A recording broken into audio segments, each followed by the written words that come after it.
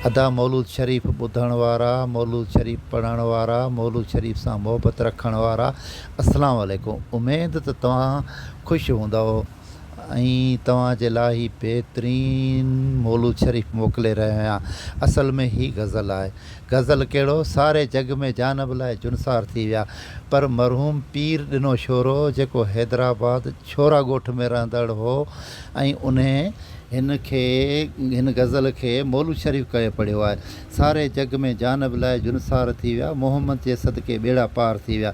तव्हां ॿुधो, तमामु बहितरीन अंदाज़ में हिन पढ़ियो आहे, जंहिंखे सलाम हुजे पढ़ण ते, इन जी पढ़त ते, ऐं हिनखे मौलूद करे हिन पढ़ियो आहे। ऐं तव्हां ॿुधी ॾिसो।